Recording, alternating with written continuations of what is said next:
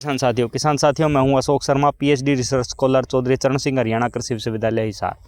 किसान साथियों, मैं जिस फील्ड के ऊपर विद्यमान हूं, इस खेत के अंदर पहले बाजरे की फसल थी और इस किसान साथी ने क्या किया है कि अपने फसल के जो सिल्टियां हैं यानी उनको काट कर जो फसल के बाकी अवशेष तना वगैरह बच गए उनको खेत के अंदर जुताई करके इसके अंदर मिला दिया है। इन्होंने मुझे बताया कि इन्होंने पिछली साल भी ऐसा ही किया था, लेकिन इनकी गेहूँ जो इन्होंने इसके बाद गेहूं की बिजाई की पिछली साल जब की, तो उसकी जो शुरू के फेज में था वो पीली पीली सी गेहूं थी, उसने ग्रोथ नहीं ली, वो पीली दिखाई दे रही थी। तो किसान साथियों,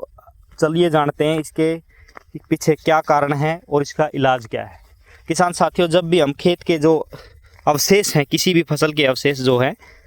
मिट्टी के अंदर मिला देते हैं, तो क्या होता है कि उसके अंदर कार्बन नाइट्रोजन रेशियो जो है ज़्यादा हो जाता है, यानी कार्बन जो है फसल के अवशेषों में ज़्यादा होती है। किसान साथियों, अब जो हमने फसल के अंदर जो मिट्टी के अंदर जो फसल के अवशेष मिलाए हैं, इनको जो मिट्टी के अंदर विद्यमान सूक्ष्म जीव है, माइक्रो ऑर्गेनिज्म हैं, तो वो क्या करते हैं, खा के इसको डिकम्पोज करते हैं, इसका खाद बनाते हैं। तो किसान साथियों, जो हमने स्टबल्स मिलाए हैं, जो फसल के अवशेष मिलाए हैं, इनके ऊपर जो माइक्रो ऑर्गेनिज्म काम करते हैं, तो उन्हें उसे पचाने के लिए, डिकम्पोज करने के लिए ज़्यादा नाइट्रोजन की ज़रूरत होती है। तो खेत के अंदर जो अवेलेबल नाइट्रोजन है उसको यूज़ कर लेते हैं और जो नाइट्रोजन अदर अवेलेबल है इससे मिलनी थी वो ईमोबिलाइज हो जाती है, यानी हमारी शुरुआती दौर में जो अगली फसल की हमने बुआई की है, गेहूं की बुआई की है, उसको नाइट्रोजन नहीं मिल पाती है, जिसके कारण क्या होता है कि फसल जो है दबी दबी सी दिखाई देती है और पीली दिखाई देती है। शुरू में ही पीले पीले से जो है पत्ते दिखाई देते हैं। तो ये नाइट्रोजन की डेफिशिएंसी है किसान साथियों। तो किसान साथियों, अब आपके मन में ये होगा कि फिर तो फसल के स्टबल मिलाने नहीं चाहिए। आप फसल के स्टबल ज़रूर मिलाइए। अगर आप खेत के अंदर मान लो बाजरा है, मक्का है या जो धान है, आजकल सरकार भी जिसे कह रही है कि भाई आपको पराली जलानी नहीं है, खेत के अंदर ही मिलानी है, तो अगर आप फसल अवशेष मिलाते हैं तो बस इतना ध्यान रखें कि अगली फसल की बुआई से 15 से 20 दिन का जो है अंतराल रखें। 15 से 20 दिन पहले जो है फसल स्टबल्स को मिला दें। और एक काम और ज़रूर करें, आप प्रत्येक फसल के अंदर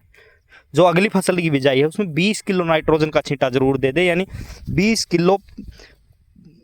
यूरिया प्रति एकड़ के हिसाब से, 15 से 20 किलो यूरिया जो है प्रति एकड़ के हिसाब से वहाँ जो है छिड़काव कर दें खेत के अंदर। जिससे क्या होगा, आपके जो ये नाइट्रोजन की इमोबिलाइजेशन हुई थी, जो CN रेशियो हमारा बैलेंस हो जाएगा और ये जल्दी डिकम्पोज हो जाएंगे और जो फसल को नाइट्रोजन मिलनी है शुरुआती दौर पर जो है नाइट्रोजन अवेलेबल हो जाएगी और जो आपको ये फसल में पीलापन देखने की समस्या मिलती है ये दूर हो जाएगी। तो किसान साथियों, एक बार संक्षेप में आपको बता देता हूँ, अगर आप किसी भी फसल के अवशेष खेत के अंदर मिलाते हैं तो अगली फसल की बुआई का जो है 15-20 दिन का अंतराल रखें, यानी फसल के अवशेष मिलाने और अगली बिजाई के बीच में 15 से 20 दिन का अंतराल रखना आपको। और प्रत्येक एकड़ के हिसाब से 15 से 20 किलो नाइट्रोजन का जो है यानी यूरिया का जो है आपको छिड़काव कर देना है, जिससे आपकी अगली फसल जो है उसमें नाइट्रोजन की समस्या नहीं आएगी और आपकी फसल जो है पीली नहीं होगी, अच्छी ग्रोथ लेगी। बहुत बहुत धन्यवाद।